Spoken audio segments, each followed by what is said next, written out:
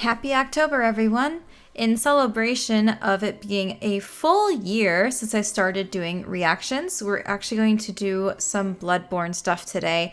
I've got a lot of things lined up. We're going to start with Bloodborne's story, which is by VaatiVidya. I believe I said that right, hopefully. VaatiVidya? I'm not sure. But we're going to watch that and kind of react to that whole thing. It's going to basically talk about the entire lore of Bloodborne, hopefully, so I can kind of understand a bit better what's going on in the game. I played through Bloodborne, but it's really hard to kind of like understand everything that's going on because there's a lot that's just kind of assumed or unwritten, and it's not something that they tell you outright. You kind of have to actively seek out all this information and like backstory and lore. So I'm very actually excited to hopefully learn more about the Bloodborne story and just kind of get a better handle on what this whole game is about. If we have time, I would love to do some boss fight reactions as well, but I might save that for like a part 2 that I could release later on.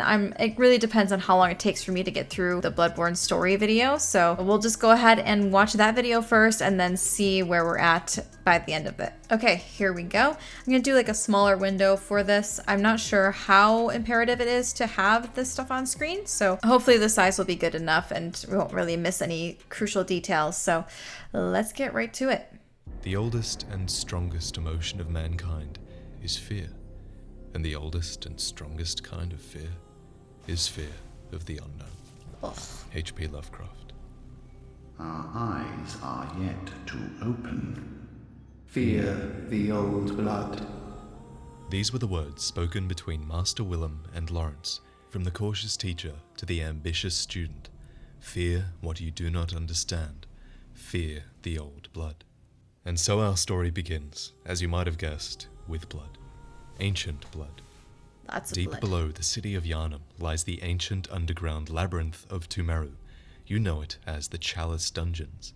The old labyrinth was carved out by the Tumerians, superhuman beings that are said to have discovered a sinister truth. The hunters had another name for the labyrinth. They called it the Tomb of the Gods, for below they found traces of godlike beings named the Great Ones.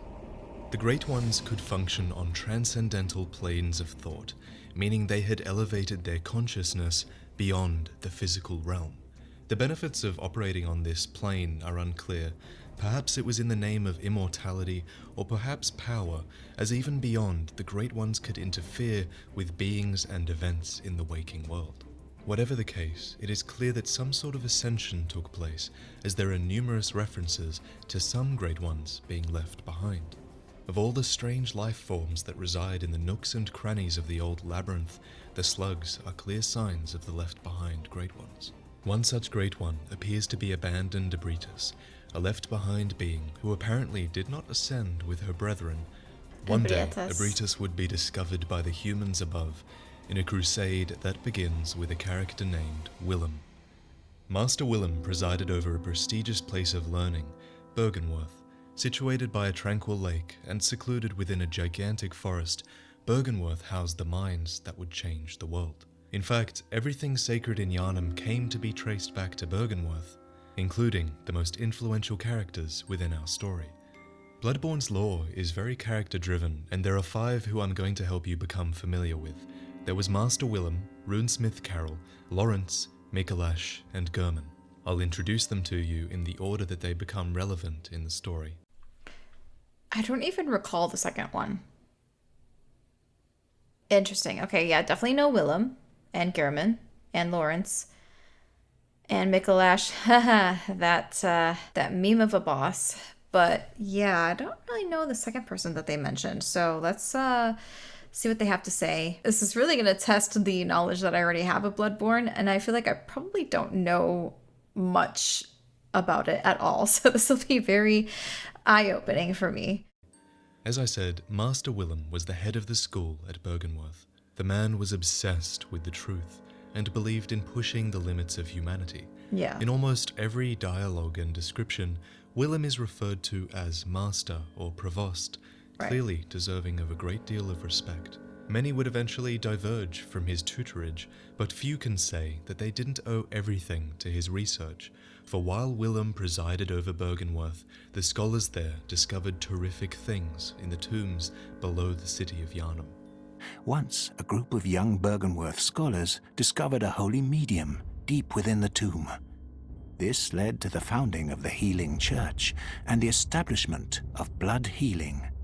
It's hard to be sure exactly what was found, but we do know it was related to the Great Ones. On the ground floor of Byrgenwerth College, we find the Pearl Slugs, remnants of the Great Ones, and at the very top of the college, we find the empty phantasm shell, an empty invertebrate shell that is said to be the familiar of a Great One. After this discovery, whatever it was that showed them that the Great Ones existed, the Byrgenwerth scholars launched an inquiry into the Great Ones and the Old Blood. For from this point onwards, there is an explosion of lore and history and references to what the scholars found in the tombs below Yharnam. Many of these references come from runesmith Carol, the second character of our story. Carol transcribed the inhuman utterings of the Great Ones into what we now call Carol runes. In true Lovecraftian fashion, it is really likely that it's impossible for humans to comprehend the speech of the Great Ones, but Carol apparently had a knack, a talent, for creating a visual representation of the Great One's words. The hunter who receives this workshop tool can etch Carol runes into their mind to attain their wondrous strength. Provost Willem would have been proud of Carol's runes, as they do not rely upon blood in any measure. This statement is curious. It tells us three things. First, Provost Willem and Carol were close, as Willem would have been proud of him. And second, Willem didn't have a chance to be proud, so it's possible that the two lost contact. And thirdly, and most importantly, Willem would have been proud because the runes did not rely on blood. In other words, Willem did not approve the use of the Old Blood, the blood found in the Tomb of the Gods. Maybe not that he didn't approve of it, but maybe he was trying to find a better way to harness that kind of stuff. I don't know. That's interesting. To like go above and beyond the blood, right? That everyone is so like infatuated with and obsessed with. I feel like that is a feat that deserves recognition. So I would understand why Willem would have been proud. I don't know if it's because Willem didn't approve of the Old Blood, but I mean, he does tell Lawrence to fear the Old Blood. So, don't know. And maybe he didn't condone it, but that's kind of strange because I thought he was like at the forefront of everything. The Metamorphosis rune states, the discovery of blood made their dream of evolution a reality. Metamorphosis and the excesses and deviation that followed was only the beginning. Willem believed in a different path.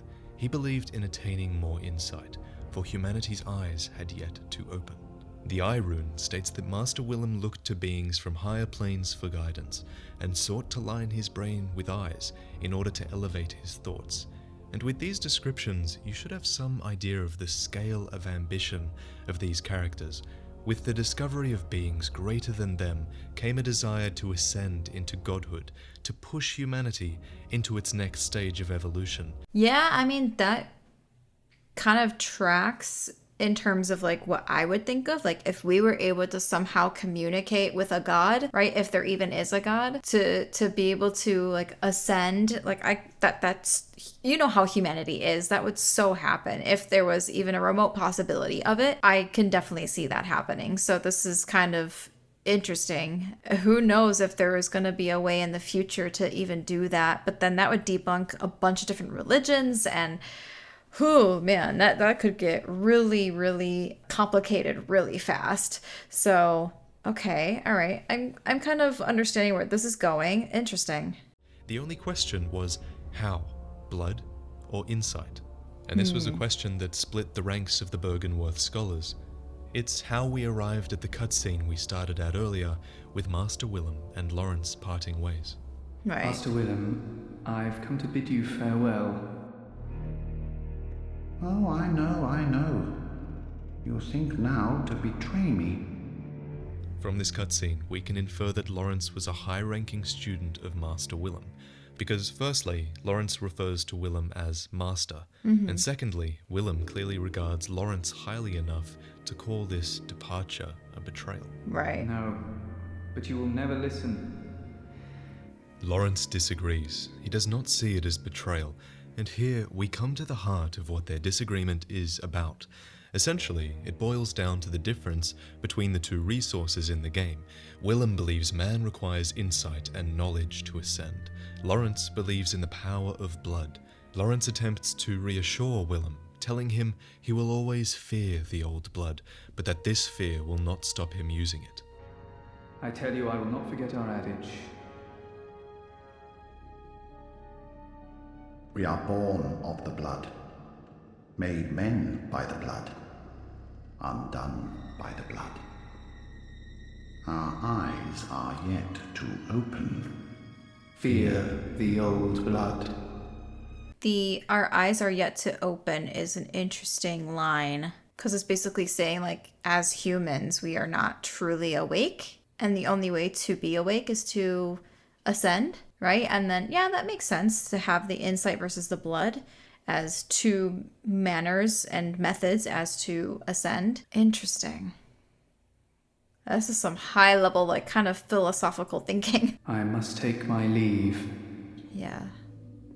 Lawrence is like, see ya. Lawrence leaves the Byrgenwerth scholars, presumably with a small group of rebels, and goes on to found the Healing Church. Willem remains at Byrgenwerth and attempts to elevate his thoughts to a higher plane. He will return to our story at a later time, so while I tell you of what Lawrence went on to do, imagine Willem here in Byrgenwerth, sitting in his rocking chair over the lake, musing on how to acquire insight and elevate his thoughts to a higher plane. Everything Lawrence would come to achieve was based on the knowledge he had come by in Byrgenwerth. In retrospect, we clearly see why Willem saw Lawrence's departure as a betrayal. Perhaps Willem himself even planted these ideas in Lawrence's mind. A note in the lecture hall reads, "Master Willem was right. Evolution without courage will be the ruin of our race." Evolution without courage will be the ruin of our race.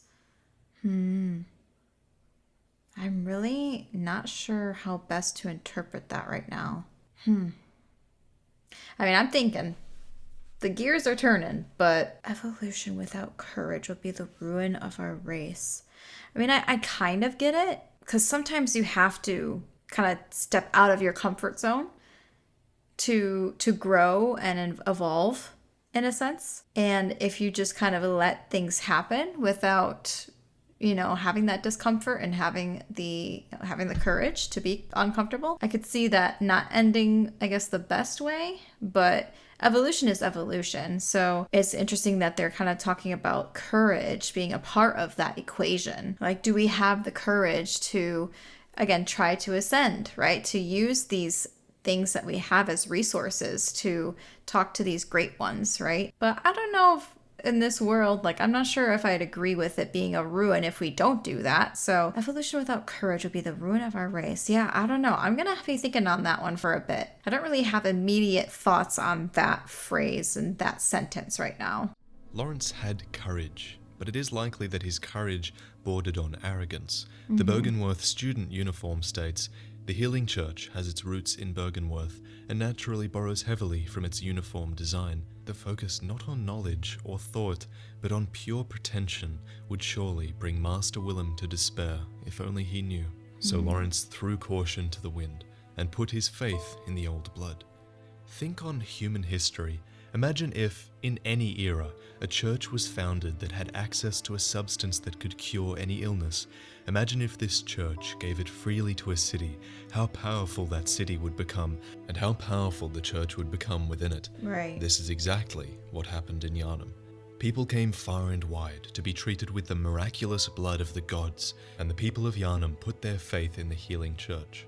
In fact, what happened in Yharnam is eerily similar to what happened in the tombs deep below, where the blood was originally found. And as you know, many chalice dungeons, especially those of Loran, are now overrun by horrific beasts. The Lower Loran chalice states, "There are trace remains of medical procedures in parts of ailing Loran. Whether these were attempts to control the scourge of the beasts or the cause of the outbreak is unknown." The ailing Loran chalice states, the tragedy that struck this ailing land of Loran is said to have its root in the scourge of the beast. Some have made the dreaded extrapolation that Yharnam may be next. Yharnam was next. Through overuse of the healing blood, the city would eventually succumb to the scourge of the beast. Until then, though, Lawrence and the Healing Church managed to grow in power with the miraculous healing properties of their special, yet infected, blood. Yep. Yharnam grows to become a city of worship and fear. As you explore throughout the city, you see the influence of the church everywhere. With Yharnam's resources, Lawrence clearly had the power to grow the church beyond what would have been possible at Byrgenwerth. All the while, he continued exploring the labyrinth below Yharnam. The Tomb Prospector set reads, "Attire of the Tomb Prospectors who explore the old labyrinth on behalf of the Healing Church. The Healing Church traces its roots to Byrgenwerth and is therefore aware of the ruins' true importance. These ruins contain much more than hunter trinkets. Indeed, they hide the very secrets of the old Great Ones, sought after by those with the insight to imagine greatness." On top of this, Lawrence split the church into multiple branches, each with a different purpose. There was the choir, the School of Mensis, and the workshop. We'll get to these branches as they become appropriate. But the main purpose of the church, at least to the people of Yharnam, was the administration of blood healing. Within the Grand Cathedral itself lies a note that says, "Heir to the ritual of blood, purveyor of ministration, place your hand upon the altar's sacred covering and inscribe Master Lawrence's adage upon your flesh." Upon your flesh? Oh man, that's a lot of information right there. Interesting. All right, let's keep going. I know I'm not really offering too much of my own commentary on this. I'll try when I can, but this is like huge lore dumping, so I'm just trying to internalize it all right now. Blood ministers would have been those who administered the blood healing. How else would the people of Yharnam be so obsessed with blood?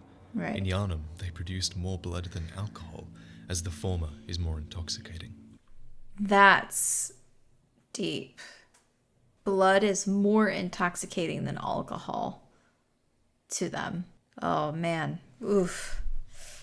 However, the ministration of blood was likely a means to an end, for the Healing Church still intended to commune with the Great Ones, in hopes of ascending humanity to a higher plane. This task was given to the choir, a group who were a part of the Healing Church. Members of the choir are both the highest-ranking clerics of the Healing Church and scholars who continued the work that began at Byrgenwerth. The eye covering indicates their debt to the teachings of Master Willem, even though their paths diverged. The choir, garbed in black and white, with the familiar eye covering, occupied the upper cathedral ward. It seems to have been their job to research and make contact with the Great Ones. The Great Is Chalice became the cornerstone of the choir, the elite delegation of the Healing Church. It was also the first great chalice brought back to the surface since the time of Byrgenwerth and allowed the choir to have audience with Ebritus. Ebritus was the left-behind Great One. I'm probably mispronouncing all the names. Is it really Ebritus? I was thinking Ebrietas, but you know, I really butcher these names, so I apologize. I probably have been mispronouncing a lot of these names. Who came to reside below the Grand Cathedral. Right. We are told that the Grand Cathedral is the birthplace of the Healing Church's special blood, and if the church were indeed using the blood of the Great Ones, then who's to say it wasn't Ebritus's blood? The Augur of Ebritus is one of the secret rites of the choir, used by the high-ranking members of the Healing Church. Use phantasms, the invertebrates known to be augurs of the Great Ones, to partially summon abandoned Ebritus, one of the few rites that allow one to directly utilize the power of the Great Ones and evidence that the choir had approached the Eldritch truth. Oh man. Okay, how do they come up with this stuff? That's crazy. The Augur of Ebritus is an arcane method of fighting that was actually shared with the second subsection of the Healing Church, the School of Mensis. I The hated upper echelons of the Healing that Church boss. are formed by the School of Mensis, based in the Unseen Village. This brings us to our next important character, Mikolash, who was likely the head of the School of Mensis. The School of Mensis was, as the name implies, a place of learning, research, and experimentation for the Healing Church. Their student set reads, "The Healing Church has its roots in Byrgenwerth and naturally borrows heavily from its uniform design." The school was based below Yharnam, in a place called Yahar'gul, the Unseen Village. Clearly, the work of Mensis was intended to be kept a secret from the people of Yharnam. In fact, as time went on, the school increasingly seems to have been working alone, even separately from the healing church itself. The Yahar'gul attire tells us, the hunters of Yahar'gul answer to the village's founders, the school of Mensis. Hunters in name only, these kidnappers blend into the night wearing this attire. These were not true hunters. Yeah. That title was saved for the third subsection of the healing church, the Hunters of the Workshop. These capable warriors of the church appeared as the scourge of the beast began to show in Yharnam. The workshop hunters served under Gurman, the first hunter, who you're all familiar with.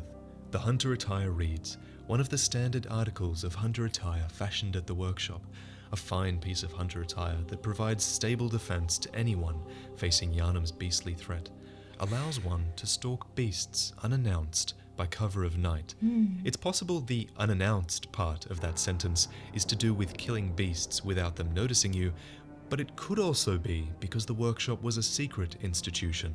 The original workshop is located in a very hard to find part of Cathedral Ward, and think about it, you don't want the townsfolk believing that the blood is turning them into beasts. When that information is floating around, you want to avoid panic at all costs. Yeah. So the hunters hunted beasts under the cover of night, but the hunters and the beastly scourge couldn't stay a secret forever. Right. In what would come to be called Old Yharnam, a new disease appeared. It was called Ashen Blood. I call it a disease, but the small medicinal tablets used to treat it actually counteract poison. A tablet used to treat Ashen Blood, the baffling sickness that ravaged Old Yharnam long ago. These tablets only provide short-term relief. The Ashen Blood ailment eventually triggered the spread of the beastly scourge. Think about that. We know that the old blood heals every illness. We know that the old blood causes the beastly scourge. Yeah. And we now know that the Ashen Blood caused the beastly scourge to spread. In short, it seems like people were infected with the Ashen Blood, and the medicine that they had only provided short-term relief, and they were forced to imbibe the old blood instead. It's even possible that the healing church used this Ashen Blood to gain power, swooping in with this miracle cure and liberating the people from the Ashen Blood disease. So they're using blood to counteract blood? Am I getting that? So Ashen Blood and Old Blood are two different things, but they still have the same effect? Because if the Old Blood caused the beastly scourge and the Ashen Blood caused the beastly scourge, I'm going to listen to that again. That was confusing. We know that the old blood causes the beastly scourge. Right. And we now know that the Ashen Blood caused the beastly scourge to spread.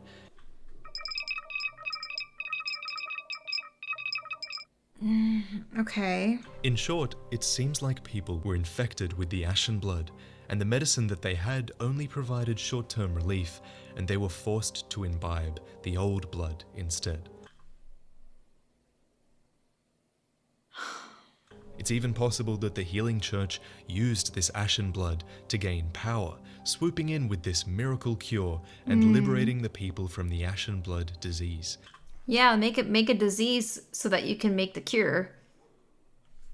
Yeah, I could see that. That's still really confusing to me though. Like, how did they know, like how are those properties so similar where they still cause the same thing to happen? Yeah. You guys might need to help me out on that. It's confusing to me. Since Ashen Blood seems poisonous in nature, perhaps the church even poisoned the populace just for that excuse to use the old blood. Because that excuse to get the populace to believe in you, that would have been so powerful. But whatever the case, the beastly scourge was triggered overwhelmingly in Old Yharnam. We know that much, to the point where they actually had to burn it down and cordon off Old Yharnam from the rest of the city. The red moon hangs low, and beasts rule the streets. Are we left no other choice than to burn it all to cinders? With this, the hunt became known to all. Perhaps the church feared an uprising from the people of Yharnam, for a note in central Yharnam reads, "When the hunt began, the healing church left us, blocking the great bridge to Cathedral Ward as Old Yharnam burned to the ground that moonlit night." As a result, Gurman's workshop was sealed and closed. With the scourge of the beast known to all, perhaps there was no need for secrecy anymore. the Saw Hunter badge comes to read, "Badge crafted long ago at the workshop, attests to one's prowess as a hunter of beasts. The workshop is gone, and no group recognizes this meaningless badge." At this point, the church retreats. They block themselves off in Upper Cathedral Ward and come up with a new strategy for dealing with the scourge of the beasts that is spreading throughout Yharnam. Eventually, the workshop hunters would disband, and the church founded the Church Hunter Workshop in its place. Ludwig was the chief hunter of the Healing Church, which consisted of hunters garbed in black and white. The Black Church Hunter attire reads, "Most Healing Church hunters are elementary doctors who understand the importance of early prevention of the scourge, achieved by disposing of victims, even potential victims, before signs of sickness manifest themselves. Their black attire is synonymous with fear and that peculiar Yharnam madness. The Black Church Hunter's job was clear."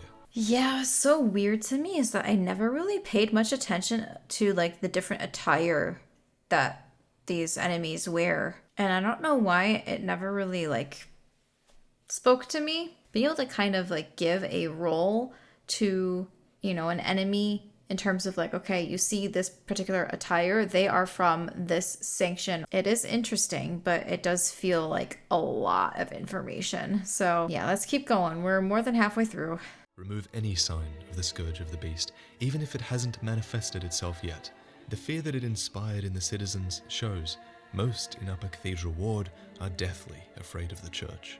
The white church hunters' jobs were a bit different. These doctors are superiors to the black preventative hunters and specialists in experimentally backed blood ministration and the scourge of the beast. They believe that medicine is not a means of treatment, but rather a method of research, and that some knowledge can only be attained by exposing oneself to sickness. Their experimentation might explain the monstrously large church giants who would have been particularly useful in the fight against the beasts. Yeah. Ludwig's greatsword exhibits several departures from the workshop's design, suggesting that the church anticipated much larger, inhuman beasts. On top of this, Ludwig took a much more overt approach to beast hunting. Nightly, he would embark upon central Yharnam, across the Great Bridge, to fight back against the beasts. But he was not alone. The population of central Yharnam joined the hunters well, swelling the ranks of the hunters. Ludwig, the first hunter of the Healing Church, once recruited Yharnamites to serve as hunters. This hunter's attire was made for new recruits and has excellent straightforward defense, but not nearly enough to allow an ordinary man to stand any real chance against the beasts. It sounds like a very clever move, as it probably stopped the populace blaming the church and likely formed more of a us versus them mentality. Meanwhile, in Bergenworth, Master Willem had an epiphany. We are thinking on the basest of planes. What we need are more eyes. Willem took this very literally. The remaining students of Bergenworth appear to have been transformed into multi-eyed, fly-like creatures, and more importantly, Willem himself found an umbilical cord of a Great One, which was a very significant and powerful artifact. Provost Willem sought the cord in order to elevate his being and thoughts to those of a Great One by lining his brain with eyes, the only choice he knew if man were ever to match their greatness. Lining his brain with eyes.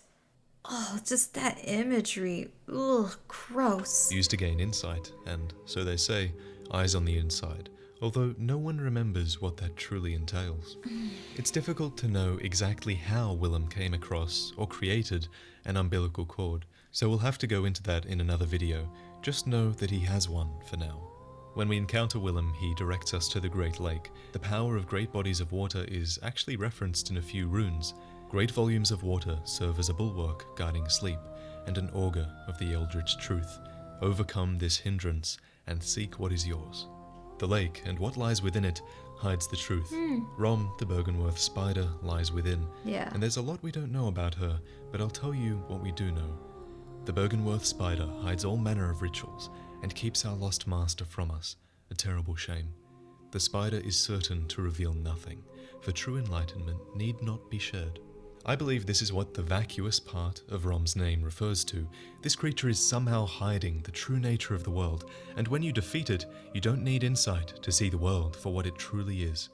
The night moves forward. Right. The blood moon descends, and after killing Rom, we are finally granted access to what remains of Yahar'gul, home of Mikolash and his school of Mensis. The school of Mensis appears to have grown apart from the healing church and the choir. There is little information on Mikolash and his school, but we can prove that there was a split. Firstly, Mikolash uses the Augur of Abritus, a secret rite of the choir shared among the high-ranking members of the healing church. This suggests he was trusted with this information and was once a sane member of the church. To prove that there was a split between the healing church's choir and the school, we note clear signs of distrust and fighting between the groups.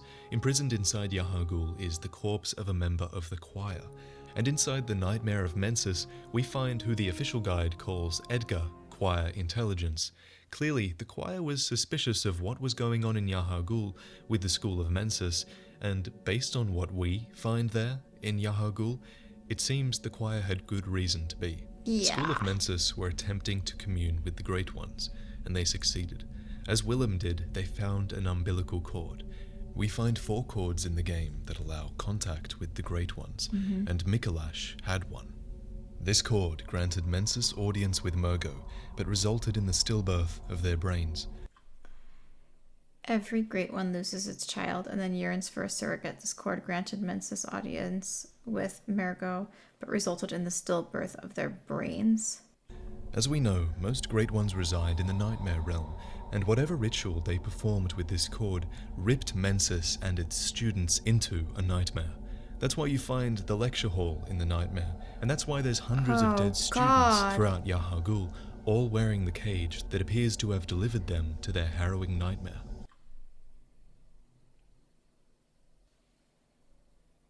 Oh, the cost of trying to commune with the Great One, I guess.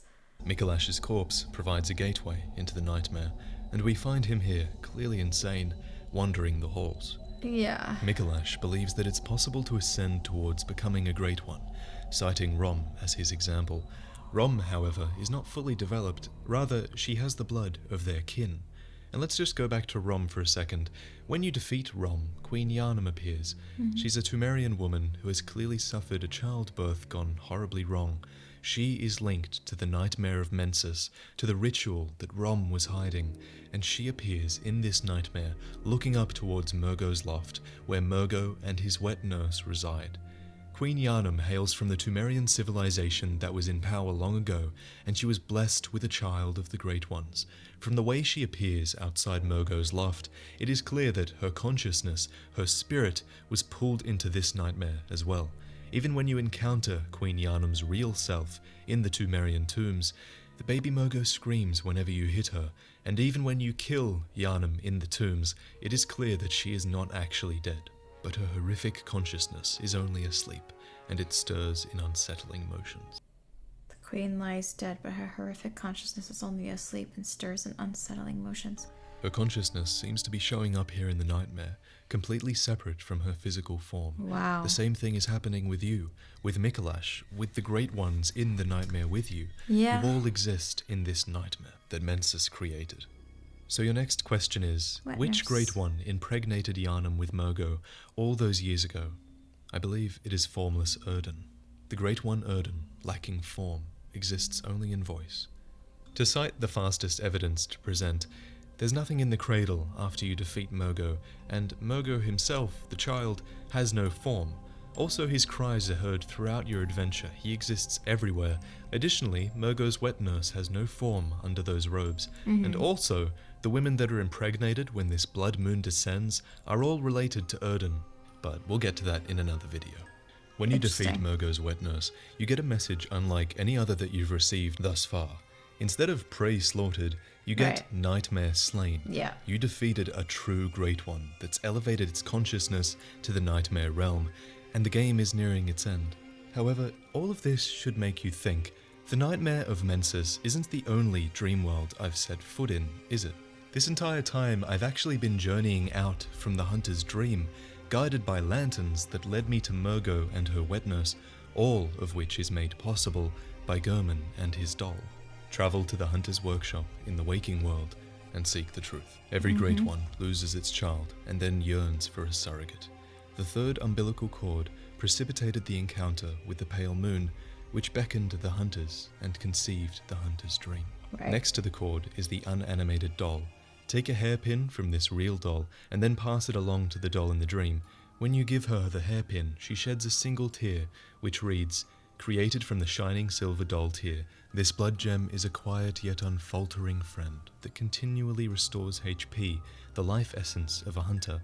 Perhaps this doll's creator had wished for such a friend, albeit in vain." Yeah, well, we do know that Gehrman basically created that doll in Lady Maria's image because it seemed like he had an obsession for her. And so, yeah, that tracks for sure. It seems like he obviously wanted Lady Maria to stay by his side, and she did not. So his obsession over her, he created a doll in her image, so. It's clear that Gehrman called upon the Great Ones using an umbilical cord, similar to the manner in which Mikolash did. The Great Ones that inhabit the nightmare are sympathetic in spirit and often answer when called upon. Gehrman, lonely and lacking purpose after the church had no more need for his workshop, must have called upon the Great Ones.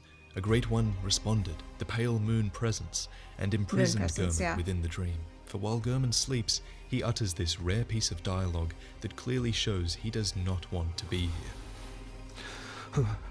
Oh, Lawrence, Master Willem. Calls him Master too. Somebody, help me. Unshackle me, please. Anybody. I've had enough of this dream. The night blocks all sight. Oh, somebody, please. So for what purpose was the dream conceived? Poor Well, guy. the doll tells us that countless hunters have passed through here, and all of the graves tell us that as well. And Yeah, because Gehrman kills them all to help them get out of the nightmare, the dream, the hunter's dream. And so Gehrman himself has to stay there for like all of eternity. That's why it is really like bittersweet when you beat Gehrman, because you know that you're doing that to basically take his place and he can finally rest, you know, after all these years, decades, however long he's been in this dream, kind of guiding these other hunters and making sure that they escape, where he is just stuck there forever. Like, oh, that's so sad. And Eileen and Jura both have dialogue that is testament to that fact. They talk about how they've been through this dream before as well. So why are hunters being sent through this dream, unable to pass away, just forced to go out into the world and kill beasts? It becomes clearer when you kill Murgo's wet nurse. You return to the hunter's workshop burning down, the dream's purpose fulfilled. Ergo, the purpose of your dream and your hunt appears to have been to slay a great one. 3 endings are presented to you. Yeah. The first. Gehrman offers you a way out of the dream. He asks you to accept your death, for if you do, then you'll awaken in the waking world of Yharnam, and your consciousness will be no longer linked to the dream. The trophy for this ending reads, "You lived through the hunt, and saw another day." The second option is to reject Gehrman. He suggests that to do so must be a decision caused by madness, and he pits his will against yours to forcibly remove you from the dream. All the while, he entreats you to accept your death and be freed from this dream. If you overpower Gehrman, we meet with the Moon Presence, the being that appears to have conceived this nightmare.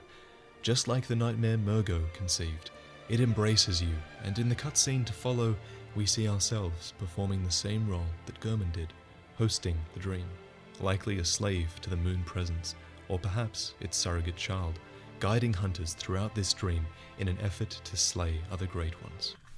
Unless you do that extra third ending, which he's probably going to talk about. The trophy for this ending reads, "Captivated by the Moon Presence, you pledge to watch over the hunter's dream." There's one key thing you need to remember. The Great Ones are a race, but they're a race unlike any other.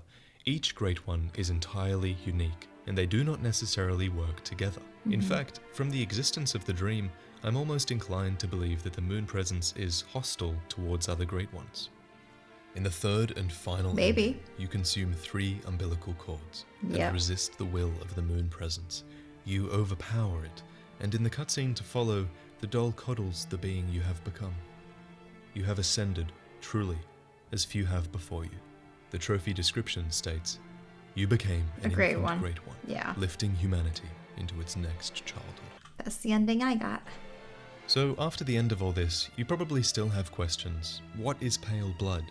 Why does the moon presence guide hunters towards killing beasts and great ones? Which ending is the good ending? For all this and more, you need to be subscribed to the channel. Okay, wow. Yeah, that's a lot of content. Whew. Yeah, I mean, I definitely understand the 3 endings. Again, I got the 3rd ending. I consumed the umbilical cords and was able to fight the moon presence and beat the moon presence and then become an infant great one. But yeah, like the main 2 endings, it's like, okay, either you die and get waken up from the hunter's dream, Gehrman kills you, and all that, or you kill Gehrman so that you finally put him to rest and he doesn't have to stay in this dream for eternity, and then you kind of take his place. But then yeah, there is that other ending as well where you actually end up ascending. So wow, that's a lot. That is a lot to unpack. It's a really long episode. I mean, it did clear up a couple things, but I'm also still even more confused about some things. So we're going to go ahead and save part 2 for another day. It'll definitely be sometime this month, maybe even just in a few days. So I'm going to go ahead and film that right after this. But thank you guys so much for watching. If you like this video, please hit that like button and also subscribe. It tells YouTube that you enjoy my content, you want to see more of it. And of course, if you'd like to get early access to these kinds of videos, you can take a look at my membership tiers that I have available. You can get the early access, your suggestions prioritized, and you can even get your names in these videos like these amazing people right here. In part 2, we're going to react to some more boss fights from Bloodborne. I don't believe I have actually reacted to these on the channel, although I have played and beat most of these bosses. I actually don't think I've beat Queen Yarnum. That one will be completely like blind reaction, but the other 2 I have faced, but I think it'd still be kind of fun to go back to these boss fights, how epic they are. So yeah, I hope you guys stay tuned for that video, and I will see you guys soon. Bye.